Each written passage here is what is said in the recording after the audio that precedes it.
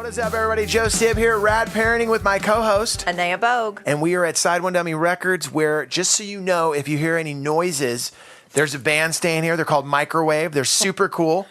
Is that their name? Yeah, they're called I Microwave. didn't get that particular introduction. I just knew that there was a band staying here. Yeah, some of you know this, some of you don't know this. Where we tape Rad Parenting is at Side One Dummy Records in Los Angeles. That's my day gig. I own Side One Dummy Records with my partner for the last 21 years. This is so impressive. Thank you very much. And we put out records from tons of bands. Maybe you guys might have heard Flogging Molly, Go Go A Burdell. band called Flogging Molly. Yeah, worked with them for like 11 years.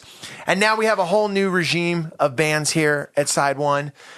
This band Microwave visiting right now. But the best thing about it, just so you guys know, to paint the picture, Anea comes in the morning, we drink our coffee, and then we start our shows. When she came in today, there's just bodies all over the floors, upstairs, downstairs, and there's one bathroom downstairs, there's one bathroom upstairs, and then before we started the show, Anea goes, hey, I gotta use the restroom, and she went in there before I could tell her, hey, there's a band staying here, and then you came out of there and you said, these boys are stinky. I did. There are a lot of stinky boys in this building right now. And living in a van, Anea, you know? Yeah. Can I tell you, being a parent, all that goes through my head? Before I had kids, I remember the first tour I ever went on, I was 17 years old. Went out on the road. I had just graduated from high school, and I got a gig playing bass in a band, and they were going to New York City, and I was like, I am going with you. And I still can't believe my mom and dad let me go. I mean, my mom and dad, and we'll go into this show because they were divorced. Two different households. I was living with my dad. And it was just two different rules. And my dad was like, go for it. And I left at 17 to go on the road. When I see these bands coming through here, 21-year-old kids, 22-year-old kids, this band's from Georgia. They're staying here. Yep. They're having a blast in Hollywood. There's a part of me that just, I think about their parents. Like, have you called your mom and dad? Tell them that you're all right. Have you started to have panic attacks yet in case Nate ends up down that path? You know, you know what? If my son went down the path, of playing music and touring and doing all that, because he is a pretty amazing musician, which is crazy. Not crazy because, you know, I played music, but he's like a real musician. Plays piano, writes songs, sings. Yeah. I was a guy that you gave a microphone to, and I would do a stage dive. Here we go. Why is Joe the singer of the band? Because he will do flips into the audience, take his shirt off, throw beer on everyone, and then sell t-shirts all night long. That's why I got to do it. But no, I don't get the panic attacks if he does that. But I do when I see these young bands staying here and they're just at the beginning of their careers and they're living it. I do feel the parent in me. Call your mom and dad. Yeah. Tell them you're Let them know you're okay. Let them know you're okay. Yeah. And I've even said to them sometimes, hey, when was the last time you called your mom or dad? And they'll look at me, they'll be like, I should call them. Aw. I'm like, you're in California, Good dude. job, Joe. I know. It's just the dad in me. Love it. The bands around here don't even, you know what they call me now? They call me the coach. I love it. They call me coach. They're like, because I treat it like rock and roll. Like, you know, you got to be this on the road. You got to do that. They're like, you're like a coach, which I don't know where they get the sports analogy because I'm not really a sports guy. Today's show, let's dive into it. Let's do it. After that tangent there. So anyway, if you do hear people running and going in our studio today, it's because there's a band staying here. Our show today, difficult topic a little bit for me. Not so much for you. I just think it's super important. And I love, this is a topic that I think people shy away from because we have so much negative sort of stigma around it. And I like, you know, just peeling it back. We're gonna peel it back. Let's do this. And it came from, we've been getting a lot of emails about this particular topic. I'm talking about divorce. I'm talking about separation. I'm talking about that time when the band's gonna break up. Everyone's going their separate ways. Mom and dad are going solo. That's right. They're no more band. Everyone's going their separate way. It's a tough time. I came from a divorced family, so I was on the front line of it in the 80s when everyone was getting divorced. That's what you did. Like, we can do this? Yeah. Hey, later. We don't have to stick it out. Yeah, I'm going to go move and start a new life. Yeah. So with that said, we got these emails, and there was a lot of them. A lot of single dads out there raising their kids. A lot of single moms out there. A lot of single parents making it happen. And one of the questions that we've been getting is, how do I, as a parent, deal and with my partner, telling my children and walking my children through this journey we're about to start called divorce? Right. How do I think the question has to be, how do we continue to be effective conscious parents through what is a really probably one of the most difficult experiences we're ever going to go through. And you just worded it so much better than me. So with that said, how do we go through this journey? How do we do it? Can I just start with the first question? Mm-hmm. And Bring what? it. Okay, here's the first question. The parents have decided it's not working out. Mm-hmm. When do they sit down with their children and have that conversation?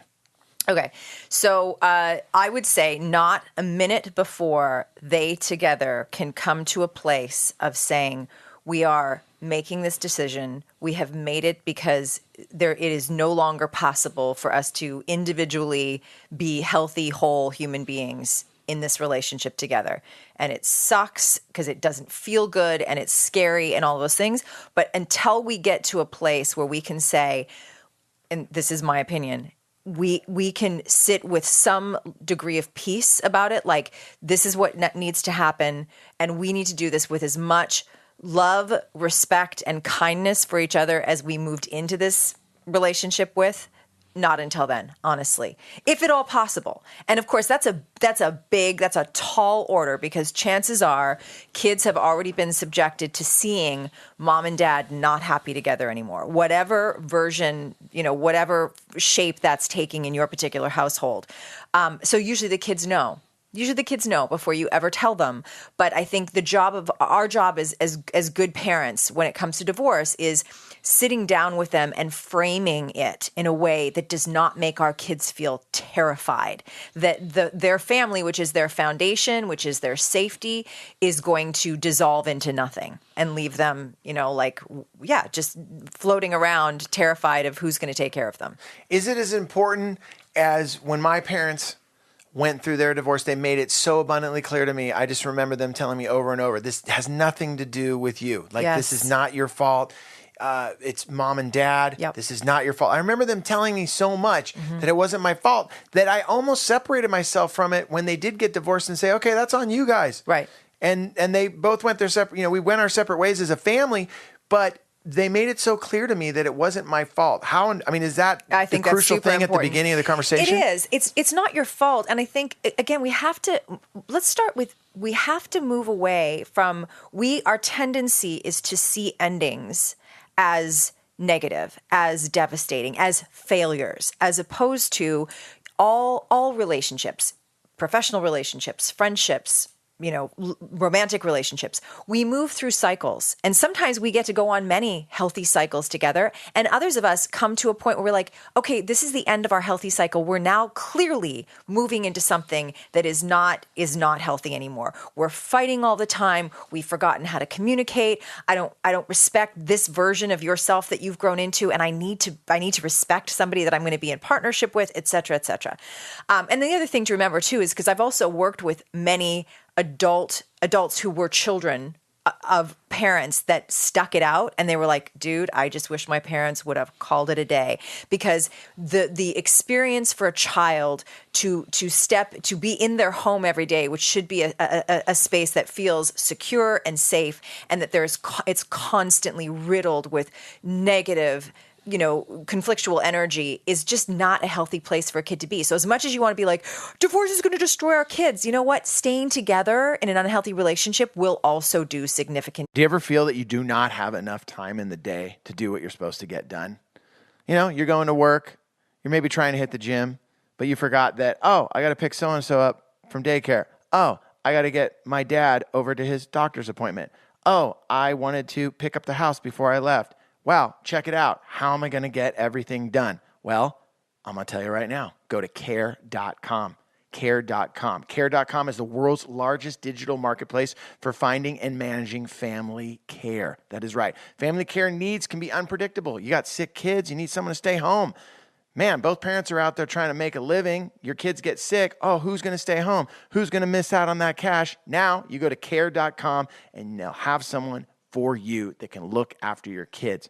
Don't stress your life away. Seriously, most working parents worry about their kids every minute of the day. You're more at ease and more focused when you know your kids or your parents or even your pets are well cared for. Best part is this, care.com provides access to a variety of background check options you can purchase to help make sure that you're making the best hiring decision. That's my favorite part right there. They're letting you know there's a million different things for you to check out on the background check options so you know who's going to be there with your kids or with your parents or with your pet taking care of the situation. Care.com. Check it out now. If you go to care.com right now, you ready for this? To save 30% off care.com premium membership, visit care.com/rad parenting when you subscribe, and you're going to get 30% off. Like I said, the world's moving a million miles an hour. You just want to take care of your kids and all the responsibilities. Let care.com help. Damage. And going back to your whole idea of your kids are on the front line and they see a relationship that's not working. Yes. You would say that they might mirror staying in a relationship that's not working just to get through it. Exactly. We want to. So when in my first, my oldest daughter is from a previous relationship. And from the time that she was really quite young, I mean, my conversations with her were, life is short. It's precious. What's so important to me, love, is that you always are finding a way to feel happy and healthy and whole. And your dad and I came to a point where we could no longer feel happy and healthy and whole together. So you've had this conversation? Absolutely, wow. I have. I've had it in my own personal life, and I've also had it professionally working with couples who are like, okay, this isn't working anymore. How do we do this? And the first thing I say to them is, first, remember, you can do this exactly the way you want to do this. This does not have to be like, well, according to the way other people do divorce, which has got to just be this messy, ugly, hateful. No, it does not need to be that way. And I really believe, like, that's why I think I said it earlier, I really believe that I almost wish there was like, as part of a getting married class or whatever, maybe I'll write a book one day, is it's almost like you have to say, if this comes to an end, do I love and respect this person enough that I could exit this with as much love and respect as I'm entering it? Because that, to me, is really what it comes down to, is how do we exit this, which is with as much love and respect for ourselves and our children as we entered it. I think that's so important with you saying that, because a lot of people, you start out in a relationship, my wife and I, we've been together 20 years. Crazy. And sure, we've had those conversations. Mm-hmm. I'd be lying to you if I said we've never said, okay, if we went our separate ways, how's that all going to work out? Mm-hmm. And when you're with someone that long, I think the thing, at least for me personally, is the respect that I have for her would always be there, just because we did so many great things together. And two of the great things are our kids. Right. So I think bringing that into the equation when you're talking about getting separated. But I also know right now that someone's listening and they're like, you don't even understand what he did or she did or he did. And how am I supposed, I can't even be in the same room with this person. Right. They did this to me. They were this way in front of the children. And now we're supposed to split up and be on good terms. How do you get through that? Okay. I mean, like you said, so let's make some distinctions. Let's make some distinctions here.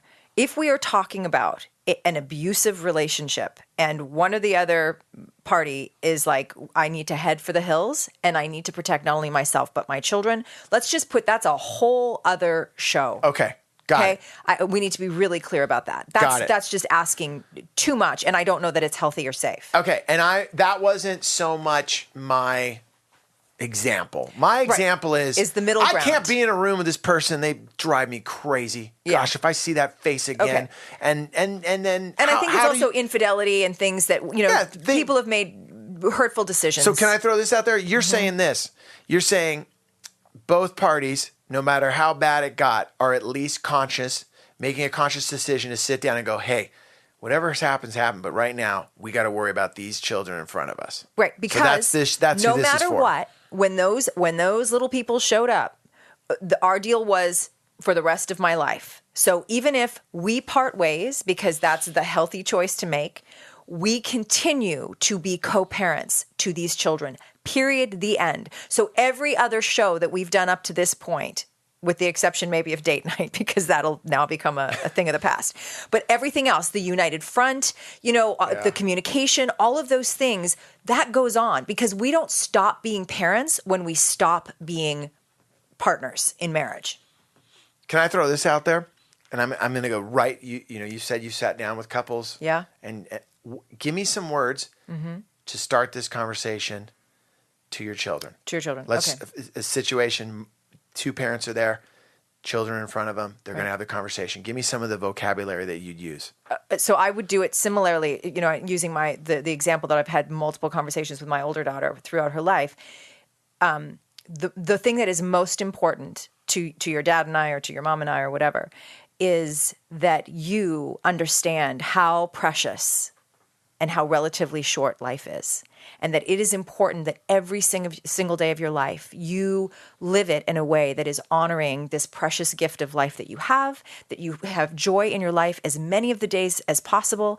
And that and I would use analogies like, when you're having this conversation, is dad sitting next to you? Ideally, okay. it's a united front. Okay, got it. Okay. Because that is what's going to help your kids. Just getting the visual. That's a great conversation. If possible, you two have, if ever there was a time, if the therapy didn't work to keep you together, then part of the therapy should be, how do we continue to be healthy co-parents? How do we sit and have this conversation and talking it through with your therapist to really know what is going to be appropriate with your kids.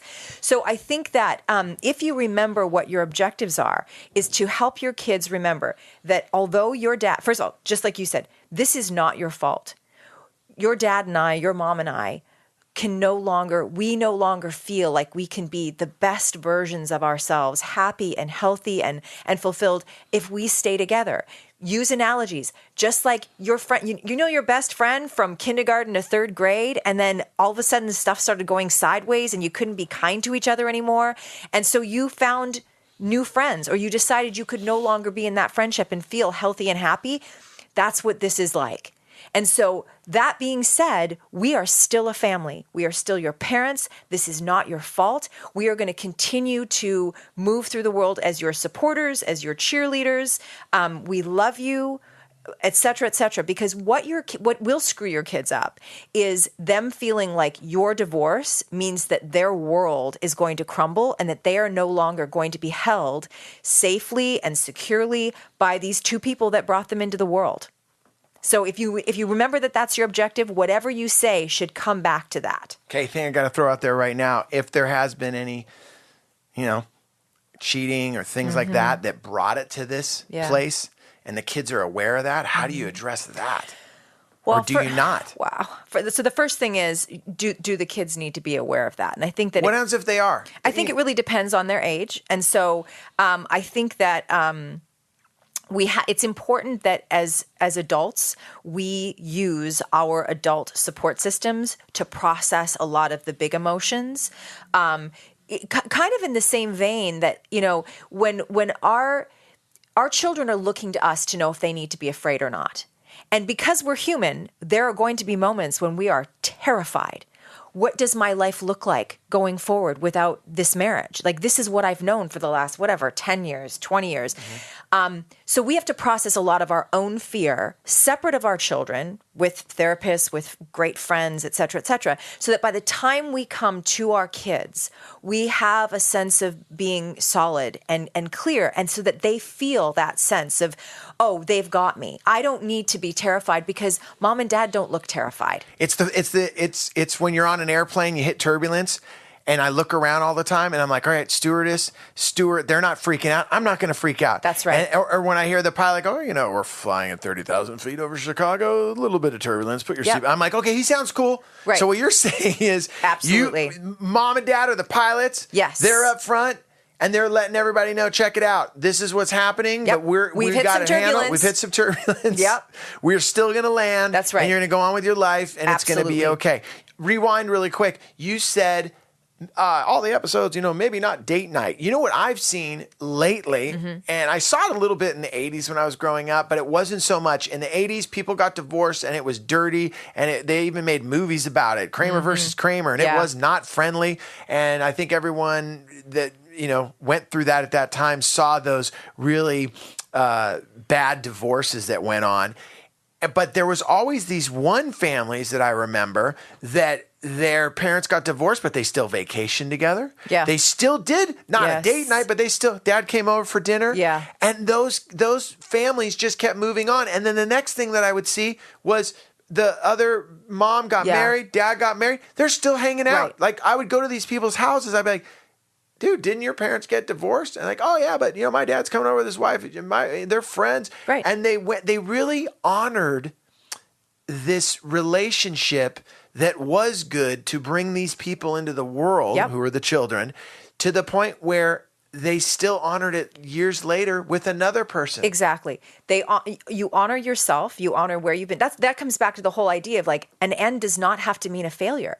In fact, I believe that often it's a much bigger failure to push through and stick it out and have that once beautiful relationship become this destructive, force in your individual life, in your home life that ultimately then is passed on to our children. And they shouldn't be burdened with that. And that's not to say that we have to shelter them from every bit of pain, but a divorce can be such a profoundly important teachable moment for our kids in managing their own relationships, in understanding the end of cycles in relationships. And always, to me, I think that a healthy relationship of any sort is based on this. You have to find a way to maintain balance between honoring your own path and honoring the path of the other person. And if at some point honoring their path means compromising yours, you have a problem. Or if they're saying, I need, so there's just great ways to teach your kids that your obligation in life is to be the best version of yourself. That is how you will best contribute. And with any kind of relationship that you're in that's making it difficult for you to be the best version of yourself needs to be looked at closely. Changes need to be made. And sometimes that change needs to be bringing it to a close. Anea, great episode. I love what we talked about in the sense of you really gave a lesson in sitting down with your kids if this is something that you're going through. And I know a lot of people can't afford to go to the therapist. I know a lot of people don't even have the time. You're working 2 jobs. You're going through a divorce. You're already in it. And then you're like, how do I even open up this conversation with my partner to sit down with our children and have this conversation? I love the way that you framed that. Going back really quick, the thing that I took away from today is you really need, and I know how hard this sounds to even digest, is even though you're getting divorced and the family, as they know it now, is changing, there's still a family. Yes. And what you said was so true. You need to continue to apply all of the parenting that you've brought to the party, the united front, being 2 parents on the same page, dropping into being a parent. All those things still apply. It's just mom and dad aren't going to be living underneath the same roof. That's right. Yep. And that you can get through this. And in fact, if there has been the kind of, difficult energy, destructive energy, conflict that they've been subjected to, even if it's scary, the thought that there's going to be change, there will also be relief for those kids to come home and be like, okay, it kind of sucks that, both my mom and dad aren't going to be here, but wow, it's going to be a relief not to be hearing or feeling that tense, stressful, destructive energy. Yeah, and in my own personal experience too, and it was years ago when my parents got separated and ultimately got divorced. I do remember that feeling of having that. My mom moved to one place, I had a life with her, and then my dad moved to another place, I had a life with him. I was very fortunate that my parents were on the same page with getting divorced, and my dad was so present, and my mom was present, and I'm lucky because they didn't know it, but I think they had this conversation of making sure we're all on the same page. Yes. Very, very. But hey, for anyone that's going through a divorce, anyone that's going through a separation, I hope that we helped you guys out. Any questions that you guys would have that you might want to ask Anea privately, and just email her. Email radparenting@gmail.com. We got this topic for the show from you guys. And hopefully in the next couple weeks, we're going to have, I got a stay-at-home dad. He's raising 2 daughters. And it's just him. And I actually ran into him at his show. I was seeing a band play, and he goes, "Hey, man, I listen to Rad Parenting." And he goes, "Man, you know what? You need to have a show, man. I got 2 daughters. I've raised them by myself." I go, "Hey, will you come on?" And he's like, "Really?" So he went, I was like, "Wow, I'd love to hear his perspective on it." And then I want to have mom come on and do that. We got a lot of ideas for different shows. Keep emailing us at radparenting@gmail.com. The website is just rad-parenting.com. All right, a lot of internet stuff I just threw at you guys there. Anything else, Anea? Are we done? We're never totally done. But no, that was really good. That was great. I hope it was helpful. This is a big topic, and I think, again, first step is believe that divorce does not have to be a totally destructive experience. There's a way to do this. We always have the ability to do things consciously and in a way that puts our children and our desire to be effective parents at the I'm going to throw a forefront. quote out there. Do it. I don't know a lot of them, But Joe Strummer of The Clash said the future is unwritten. Nice. Isn't that cool? Let's do it. Let's be the authors of that. I love that. Be the author of the future's unwritten. Exactly. And it never turns out the way that you think it's going to turn out. Gosh, I can tell you that right now. Never thought I'd be doing a parenting podcast. Never did. And look at you now. I know. It's yeah. My dad can't believe it. He's like, there's no way. The kid with the mohawk is, oh my God. All right. Thank you guys so much for listening. We'll see y'all next week. Late.